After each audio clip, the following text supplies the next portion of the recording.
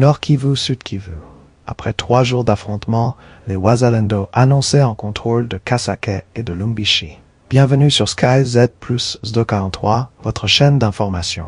Nous vous invitons à aimer, commenter et partager cette vidéo afin d'accroître sa visibilité et de permettre au plus grand nombre de suivre l'évolution de l'actualité en République démocratique du Congo et ailleurs. Après 3 jours de violents affrontements dans les territoires de Masisi, Nord Kivu, et de Calais, Sud Kivu, des sources locales indiquent que les groupes Wazalendo contrôleraient désormais les localités de Kasake et Lumbishi.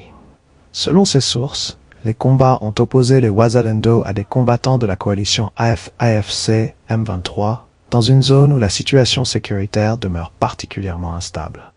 À ce stade, ces informations n'ont pas été confirmées de manière indépendante par des sources officielles.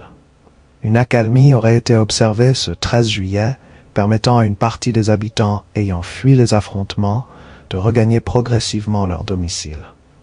Toutefois, plusieurs familles resteraient déplacées par crainte d'une reprise des hostilités, la situation sur le terrain demeurant fragile et évolutive. Des acteurs de la société civile appellent les autorités ainsi que les partenaires humanitaires à renforcer l'assistance aux populations affectées, alors que les combats ont provoqué de nouveaux déplacements et accentué les besoins en nourriture, soins médicaux et abris.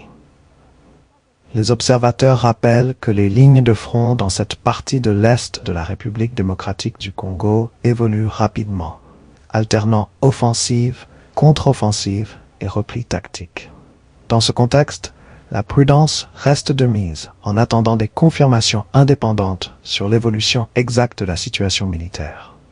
Alors que les affrontements semblent marquer une pause, les populations civiles espèrent que cette accalmie ouvrira la voie à une amélioration durable de la situation sécuritaire dans les territoires de Masisi et de Calais, durement touchés par plusieurs mois de combat.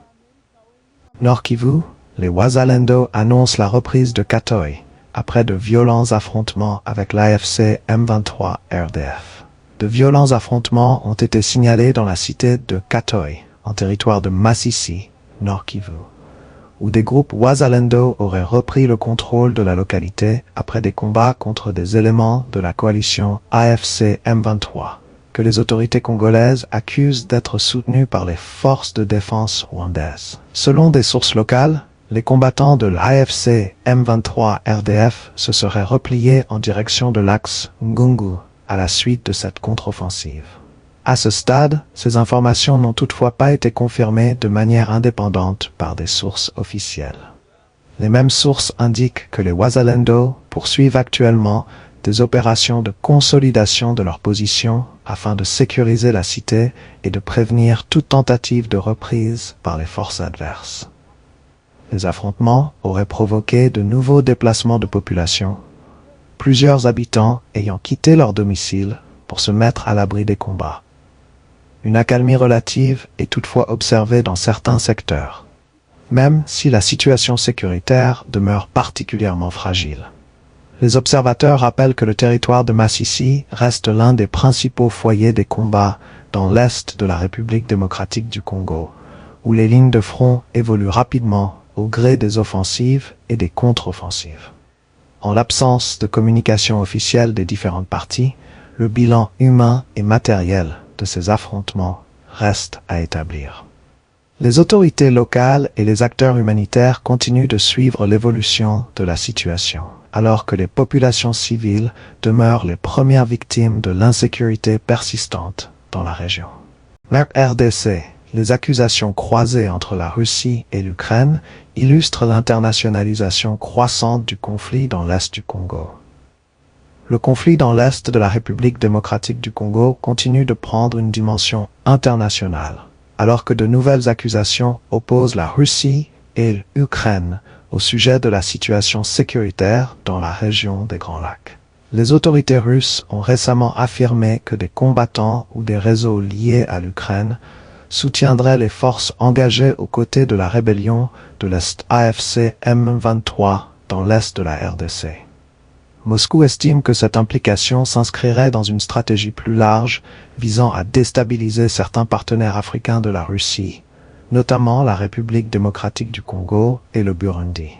L'Ukraine a catégoriquement rejeté ces accusations. Par la voix de ses responsables diplomatiques, Kiev les qualifie de désinformation et affirme n'apporter aucun soutien militaire, logistique ou opérationnel aux groupes armés actifs dans l'est de la RDC. Parallèlement, certains médias et commentateurs ont évoqué des allégations selon lesquelles des armes fournies à l'Ukraine par les États-Unis auraient été revendues à certains pays africains, y compris au Rwanda. Les autorités ukrainiennes ont également démenti ces affirmations, déclarant qu'elles ne sont impliquées dans aucun transfert d'armes vers Kigali.